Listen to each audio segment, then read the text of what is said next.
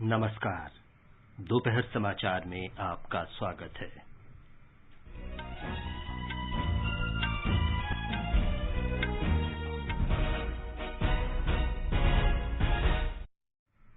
पंजाब कांग्रेस विधायक दल की बैठक रद्द। कांग्रेस अध्यक्ष सोनिया गांधी राज्य के नए मुख्यमंत्री के नाम की घोषणा करेंगे। उत्तर प्रदेश के मुख्यमंत्री योगी आदित्यनाथ ने कहा, राज्य में भाजपा का 4.5 वर्ष का सुशासन एक बड़ी उपलब्धि। इस दौरान राज्य में कोई सांप्रदायिक हिंसा नहीं हुई और माफिया गतिविधियों को नियंत्रित किया गया। देश में अब तक 80 करोड़ 43 लाख से अधिक कोविड रोधी टीके लगाए गए। स्वस्थ होने की दर 97.68%। नागरिक उड्डयन मंत्रालय ने विमानों में सीट क्षमता बढ़ाकर 85% करने की मंजूरी दी।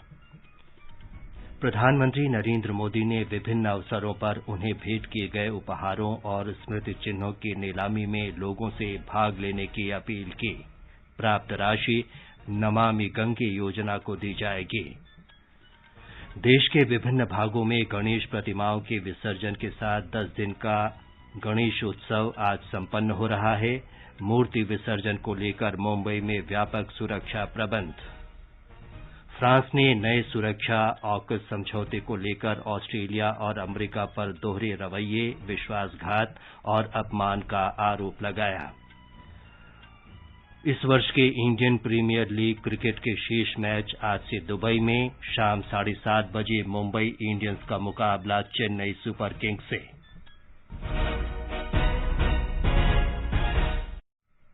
दोपहर समाचार में चारू सक्सेना के साथ मैं विमलेंदु पांडे।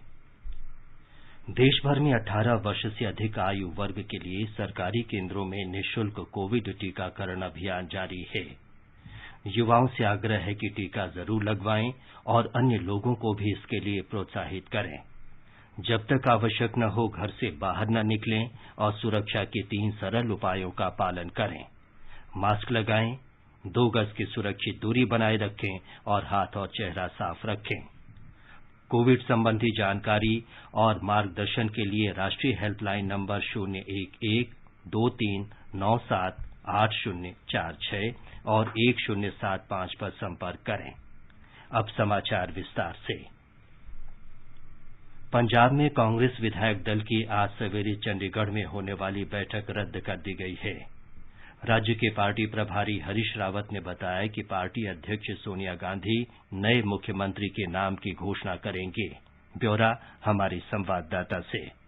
वरिष्ठ कांग्रेसी नेता अंबिका सोनी ने कहा है कि पंजाब के नए मुख्यमंत्री के नाम की घोषणा जल्दी होगी। उन्होंने कहा कि उन्हें मुख्यमंत्री बनने का प्रस्ताव मिला था, किंतु उन्होंने पूरे सम्मान के साथ मना कर दिया। श्रीमती सोनी का कहना है कि नए मुख्यमंत्री के नाम के लिए विधायकों की राय ली जा रही है। कांग्रेसी विधायकों से बातचीत की गई तो ये सामने आया कि कैप्टन अमरिंदर सिंह की सरकार में मंत्री रहे सुखविंदर सिंह रंधावा, पूर्व प्रदेश कांग्रेस अध्यक्ष सुनील जाखड़, राज्यसभा सदस्य प्रताप सिंह बाजवा और मौजूदा कांग्रेस अध्यक्ष नवजोत सिंह सिद्धू का नाम मुख्यमंत्री पद के लिए चर्चा में है। वहीं श्रीमती सोनी और कई विधायकों की राय है कि किसी से चेहरे को ही मुख्यमंत्री बनाया जाए। इस बीच जानकारी मिली है कि कांग्रेस आलाकमान समुदाय संतुलन के लिए 2 मुख्यमंत्रियों के नाम की घोषणा भी कर सकता है। अश्विनी कुमार शर्मा, आकाशवाणी समाचार, चंडीगढ़।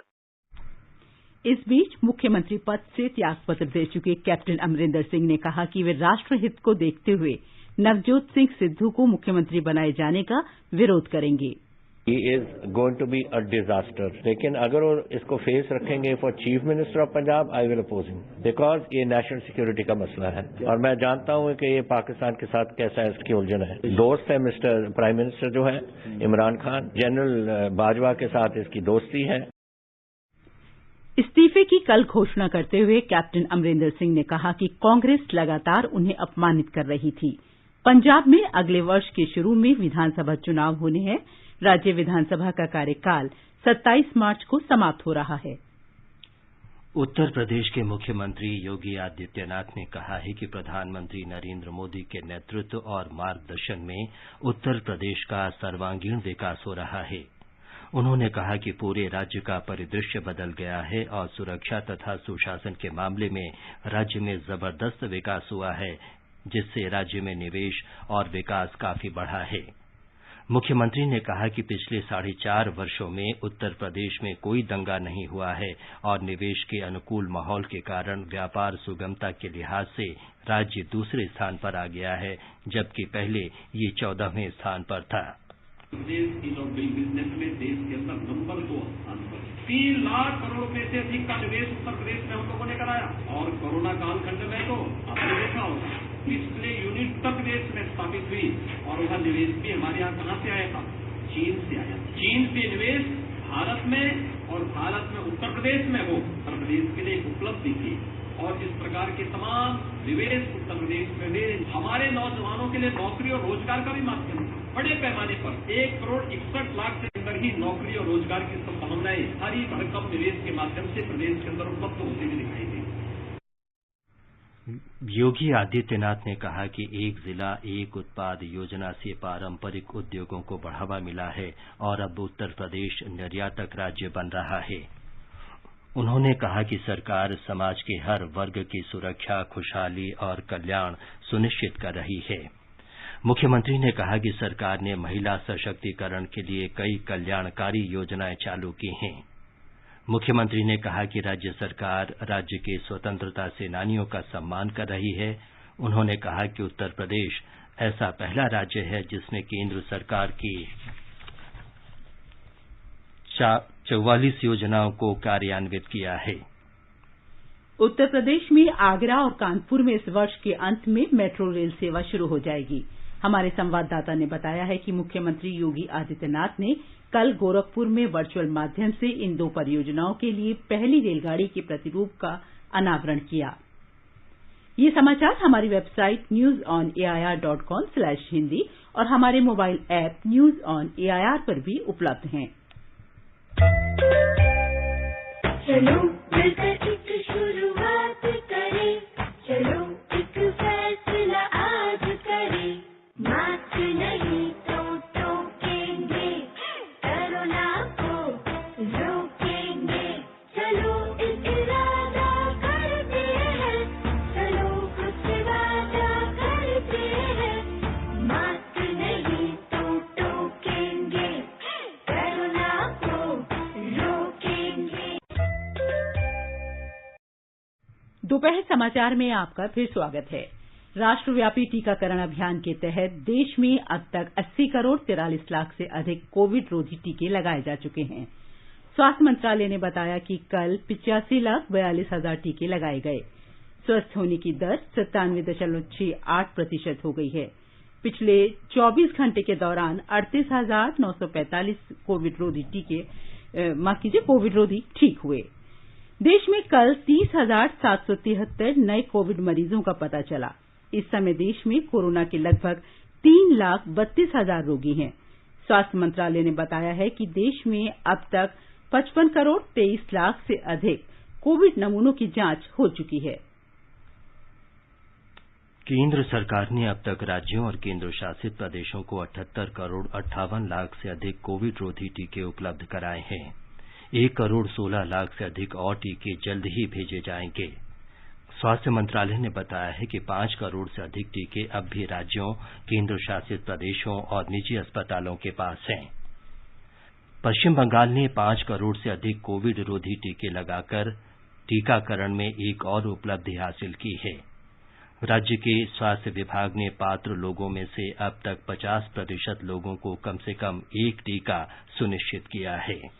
मध्य प्रदेश में पहली से 5वीं तक के सभी सरकारी और गैर सरकारी स्कूल कल से फिर खुल जाएंगे। एक रिपोर्ट। करीब 18 महीनों के बाद 20 सितंबर को पहली बार कक्षा 1 से 5वीं तक के बच्चे भी स्कूल पहुंचेंगे। स्कूल खुलने से पहले स्कूलों की साफ सफाई के साथ सैनिटाइजेशन का काम भी किया जा रहा है। स्कूल खुलने के साथ प्राइमरी स्कूलों में 50% क्षमता के साथ कक्षाओं का संचालन होगा। खास बात यह है कि स्कूलों में माता पिता की लिखित सहमति अनिवार्य होगी। इस बीच प्रदेश में कोविड वैक्सीनेशन महाअभियान का तीसरा चरण जारी है। राज्य में 26 सितंबर तक प्रत्येक पात्र व्यक्ति को वैक्सीन की पहली डोज लगाने का लक्ष्य रखा गया है। राशिद अहमद खान, आकाशवाणी समाचार, भोपाल। कोविड संबंधी राष्ट्रीय हेल्पलाइन नंबर हमारी वेबसाइट newsonair.gov.in पर उपलब्ध है।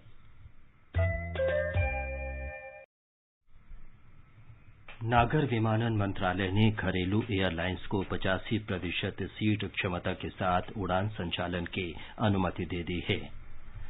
मंत्रालय ने इस संबंध में 12 अगस्त के आदेश को संशोधित करते हुए कहा कि सीट क्षमता 72.5% से बढ़ाकर 85% की गई है। घरेलू उड़ान संचालन और विमान यात्रा की बढ़ती मांग की समीक्षा के बाद ये फैसला किया गया। कोविड संबंधी अन्य सभी प्रतिबंध पहले की तरह जारी रहेंगे। प्रधानमंत्री नरेंद्र मोदी ने विभिन्न अवसरों पर उन्हें भेंट किए गए उपहारों और स्मृति चिन्हों की नीलामी में लोगों से भाग लेने की अपील की है। ट्वीट संदेश में प्रधानमंत्री ने कहा कि नीलामी से प्राप्त राशि नमामि गंगे कार्यक्रम पर खर्च की जाएगी। श्री मोदी ने कहा कि उन्हें मिले उपहारों में भारतीय ओलंपिक नायकों द्वारा दिए गए विशेष स्मृति चिन्ह भी शामिल हैं। आगे बढ़ने से पहले मुख्य समाचारों पर एक नजर। पंजाब कांग्रेस विधायक दल की बैठक रद्द। कांग्रेस अध्यक्ष सोनिया गांधी राज्य के नए मुख्यमंत्री के नाम की घोषणा करेंगी। उत्तर प्रदेश के मुख्यमंत्री योगी आदित्यनाथ ने कहा, राज्य में भाजपा का 4.5 वर्ष का सुशासन एक बड़ी उपलब्धि थी। इस दौरान राज्य में कोई सांप्रदायिक हिंसा नहीं हुई और माफिया गतिविधियों को नियंत्रित किया गया। देश में अब तक 80 करोड़ 43 लाख से अधिक कोविड रोधी टीके लगाए गए। स्वस्थ होने की दर 97.68%। नागरिक उड्डयन मंत्रालय ने विमानों में सीट क्षमता बढ़ाकर 85% करने की मंजूरी दी। प्रधानमंत्री नरेंद्र मोदी ने विभिन्न अवसरों पर उन्हें भेंट किए गए उपहारों और स्मृति चिन्हों की नीलामी में लोगों से भाग लेने की अपील की। प्राप्त राशि नमामि गंगे योजना को दी जाएगी। देश के विभिन्न भागों में गणेश प्रतिमाओं के विसर्जन के साथ 10 दिन का गणेश उत्सव आज संपन्न हो रहा है। मूर्ति विसर्जन को लेकर मुंबई में व्यापक सुरक्षा प्रबंध। फ्रांस ने नए सुरक्षा समझौते को लेकर ऑस्ट्रेलिया और अमेरिका पर दोहरे रवैये, विश्वासघात और अपमान का आरोप लगाया। और इस वर्ष के इंडियन प्रीमियर लीग क्रिकेट के शेष मैच आज से दुबई में शाम 7:30 बजे मुंबई इंडियंस का मुकाबला चेन्नई सुपर किंग्स से।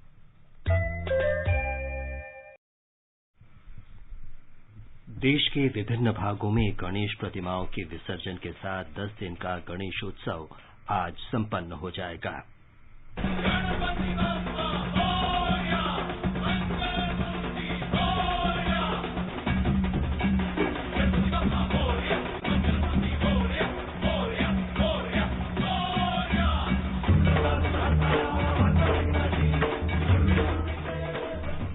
महाराष्ट्र में मुंबई में आज गणेश प्रतिमाओं के विसर्जन को देखते हुए सुरक्षा के कड़े प्रबंध किए गए हैं।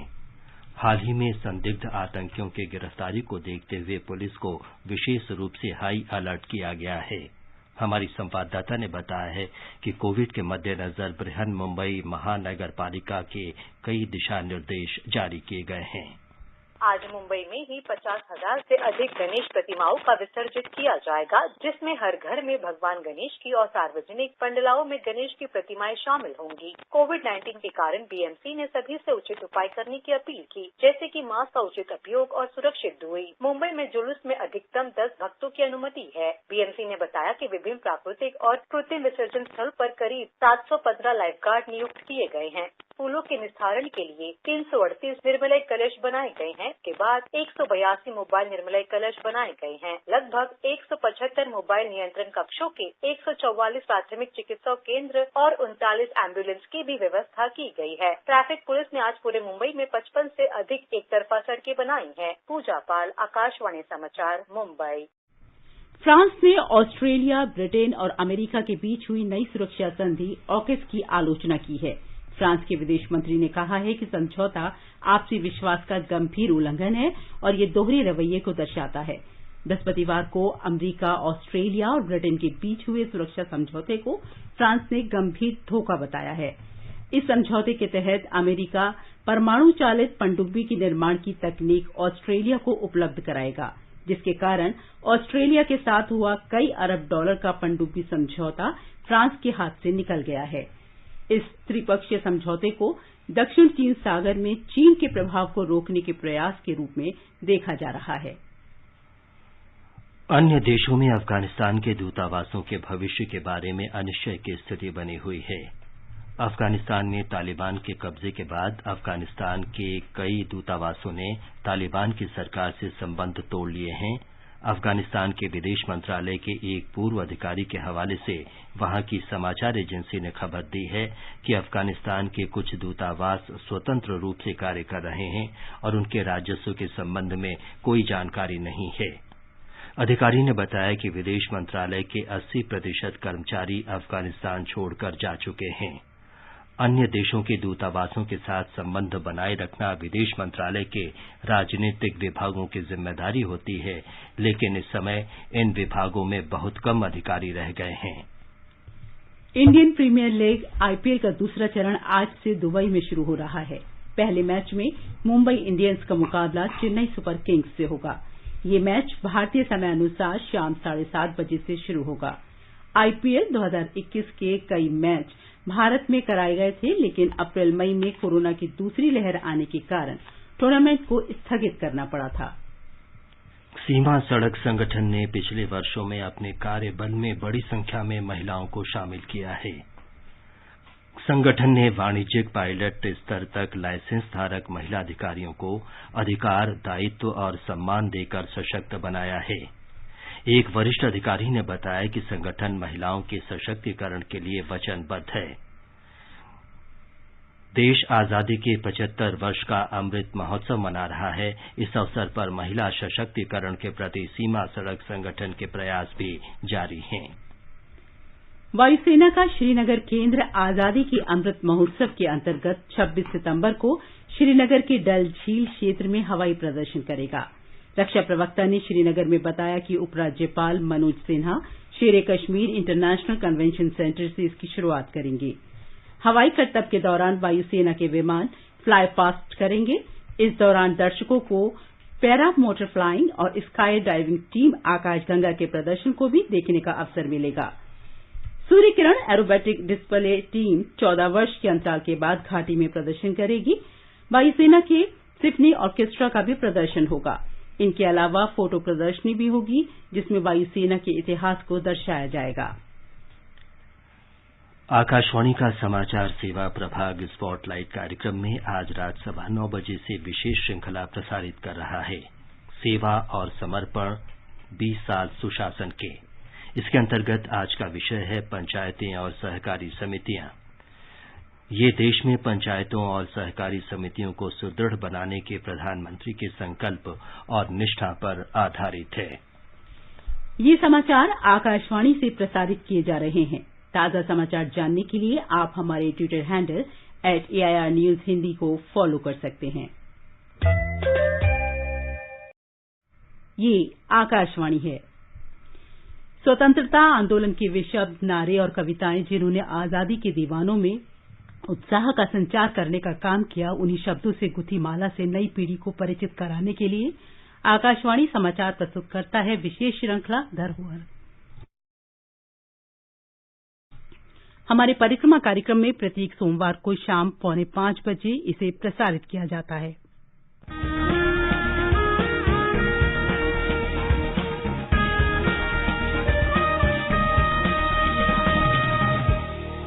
आजादी के आंदोलन के खजाने में ऐसे ढेरों शब्द जिन्होंने बदल दिए इतिहास, तारीख बदलने वाले लफ्जों पर आकाशवाणी समाचार ला रहा है विशेष कार्यक्रम धरोहर हर सोमवार।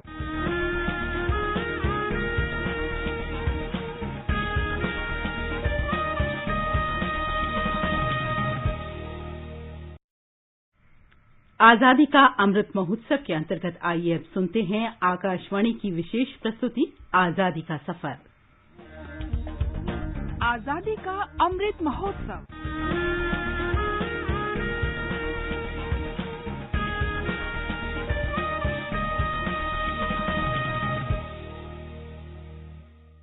आजादी का सफर आकाशवाणी के साथ। एक राष्ट्र का जन्म।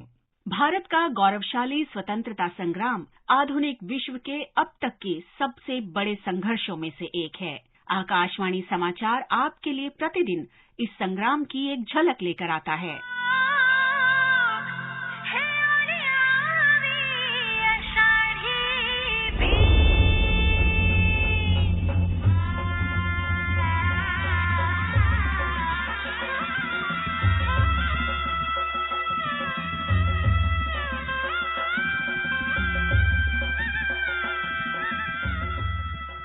आज जाने माने स्वतंत्रता सेनानी बलवंत राय गोपाल जी मेहता की पुण्यतिथि है। 19 सितंबर 1965 को भारत पाक युद्ध के दौरान उनकी मृत्यु हो गई। वो अपनी पत्नी और कुछ अन्य लोगों के साथ जिस विमान में यात्रा कर रहे थे, उसे पाकिस्तानी वायुसेना ने मार गिराया। उस समय वो गुजरात के मुख्यमंत्री थे। 19 फरवरी 1900 को भावनगर में जन्मे बलवंत राय गोपाल जी मेहता 1920 में स्वतंत्रता आंदोलन में शामिल हो गए और औपनिवेशिक दमन का जमकर विरोध किया। उन दिनों औपनिवेशिक दमन के विरुद्ध डटे रहना बहुत कठिन था। बलवंत राय मेहता ने कला स्नातक की पढ़ाई पूरी की, लेकिन देश प्रेम के चलते औपनिवेशिक सरकार से डिग्री लेने से इनकार कर दिया था। स्वतंत्रता पूर्व भारत में मौजूद साम्राज्यवादी शक्तियों पर अपना रुख सार्वजनिक करने के बाद वो सन 1920 में असहयोग आंदोलन में शामिल हो गए और स्वाधीनता की लड़ाई में दिलो जान से जुट गए। उन्होंने गुजरात में स्वतंत्रता आंदोलन को आगे बढ़ाने के लिए 1921 में भावनगर प्रजा मंडल की स्थापना की। मेहता ने 1930 से लेकर 1932 तक सविनय अवज्ञा आंदोलन में भी हिस्सा लिया। इसके साथ ही उन्होंने अन्यायपूर्ण टैक्स लगाए जाने के विरुद्ध इतिहास प्रसिद्ध 1928 के बारडोली सत्याग्रह में भी सक्रिय भागीदारी की। उन्हें भारत छोड़ो आंदोलन में भाग लेने के लिए 3 साल जेल की सजा सुनाई गई थी। ब्रिटिश राज के दौरान बलवंत राय मेहता 7 साल जेल में रहे। सन 1957 में उनकी ही अध्यक्षता में बनी समिति ने देश में लोकतांत्रिक विकेंद्रीकरण पर अपनी रिपोर्ट दी, जिसे आज हम पंचायती राज के रूप में जानते हैं। बलवंत राय मेहता समिति की ही रिपोर्ट की बुनियाद पर भारत में त्रिस्तरीय पंचायती राज व्यवस्था लागू हुई। इसी समिति ने स्थानीय निकायों को नियोजन और प्रशासन पर पूर्ण नियंत्रण देने को कहा। मेहता का ये काम बेहद शानदार रहा, जिसका फायदा आज समाज के निचले वर्ग तक को मिल रहा है।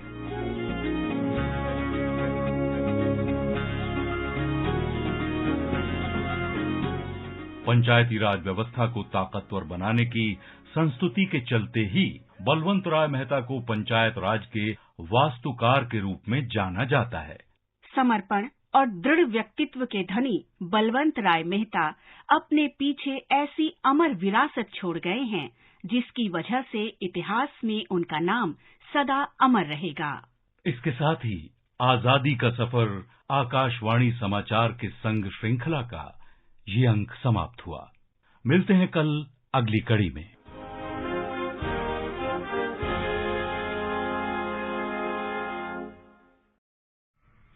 आकाशवाणी समाचार सुनते रहें और आजादी का अमृत महोत्सव में हमारे साथ शामिल रहें।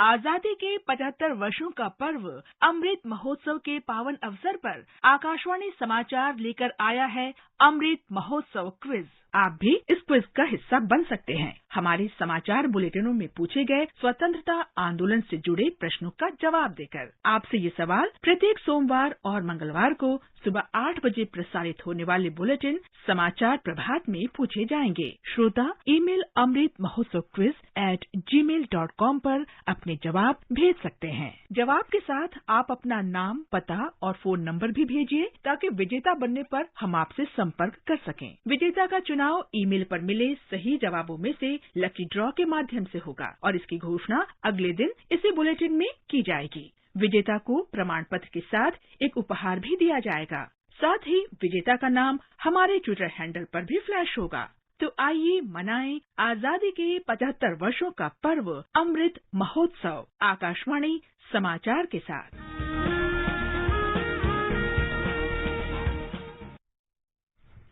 आजादी का अमृत महोत्सव क्विज के उत्तर व्हाट्सएप नंबर 8826546262 पर भी भेजे जा सकते हैं। आज के संस्कृति संदेश में सुनिए राजा महेंद्र प्रताप सिंह का योगदान।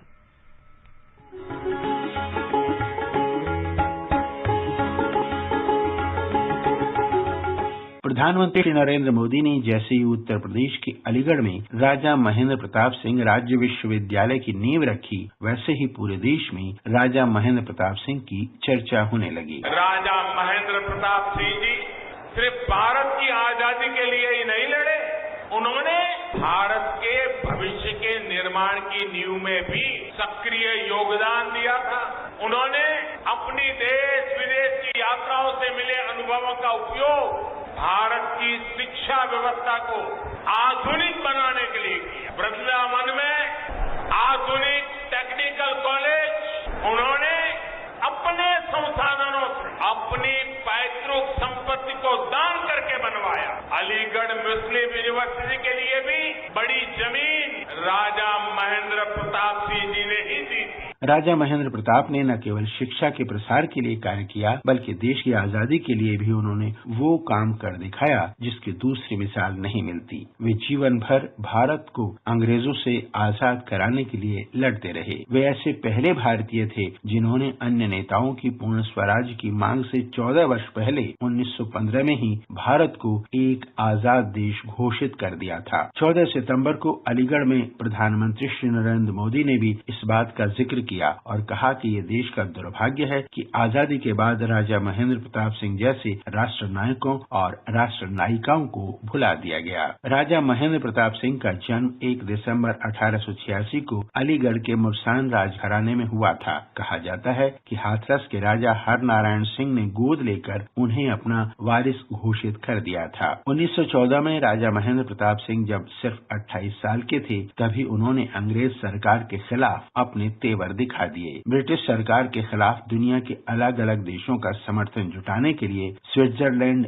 जर्मनी, वियना और टर्की की यात्रा करके 1915 में वे काबुल पहुंचे। वहां उन्होंने भारत की पहली निर्वासित सरकार का गठन किया। राजा महेंद्र प्रताप सिंह 1914 में जब भारत से बाहर गए थे, उसी समय पहले विश्व युद्ध की शुरुआत हुई थी, जो 1919 तक चला। इसके बाद ब्रिटेन कमजोर होने लगा था, इसलिए राजा महेंद्र प्रताप सिंह को लगा कि वे दुनिया के कई देशों को भारत की आजादी के पक्ष में ला पाएंगे। उस समय यदि ब्रिटेन पर दबाव डाला जाता तो शायद भारत को उसी समय आजादी मिल जाती, लेकिन ऐसा न हो सका।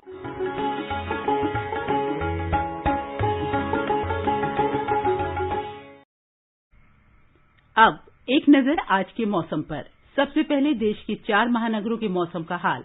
राष्ट्रीय राजधानी दिल्ली में आंशिक रूप से बादल छाए रहने की संभावना व्यक्त की गई है। यहां न्यूनतम तापमान 26 डिग्री जबकि अधिकतम तापमान 35 डिग्री के आसपास रहेगा। मुंबई में आमतौर पर बादल छाए रहेंगे और हल्की वर्षा हो सकती है। कोलकाता में भी हल्की वर्षा या गरज के साथ छींटे पड़ने की संभावना है। चेन्नई में भी आमतौर पर बादल छाए रहने और हल्की वर्षा होने का अनुमान है। न्यूनतम तापमान 26 और 35 डिग्री के बीच रहेगा। जम्मू में आंशिक रूप से बादल छाए रहेंगे और यहां वर्षा या आंधी आने की संभावना है। श्रीनगर में आसमान साफ रहेगा, लेकिन शाम या रात के समय आंशिक रूप से बादल छा सकते हैं। लेह में आमतौर पर आसमान साफ रहने का अनुमान है। गिलगित में आंशिक रूप से बादल छाए रहेंगे। अधिकतम तापमान 36 डिग्री सेल्सियस तक पहुंच सकता है। अंत में मुख्य समाचार एक बार फिर। पंजाब कांग्रेस विधायक दल की बैठक रद्द। कांग्रेस अध्यक्ष सोनिया गांधी राज्य के नए मुख्यमंत्री के नाम की घोषणा करेंगे। उत्तर प्रदेश के मुख्यमंत्री योगी आदित्यनाथ ने कहा, राज्य में भाजपा का 4.5 वर्ष का सुशासन एक बड़ी उपलब्धि। इस दौरान राज्य में कोई सांप्रदायिक हिंसा नहीं हुई और माफिया गतिविधियों को नियंत्रित किया गया। देश में अब तक 80 करोड़ 43 लाख से अधिक कोविड रोधी टीके लगाए गए। स्वस्थ होने की दर 97.68%। नागरिक उड्डयन मंत्रालय ने विमानों में सीट क्षमता बढ़ाकर 85% करने की मंजूरी दी। प्रधानमंत्री नरेंद्र मोदी ने विभिन्न अवसरों पर उन्हें भेंट किए गए उपहारों और स्मृति चिन्हों की नीलामी में लोगों से भाग लेने की अपील की। प्राप्त राशि नमामि गंगे योजना को दी जाएगी। देश के विभिन्न भागों में गणेश प्रतिमाओं के विसर्जन के साथ 10 दिन का गणेश उत्सव आज संपन्न हो रहा है। मूर्ति विसर्जन को लेकर मुंबई में व्यापक सुरक्षा प्रबंध। इसके साथ ही दोपहर समाचार का ये अंक समाप्त हुआ। नमस्कार।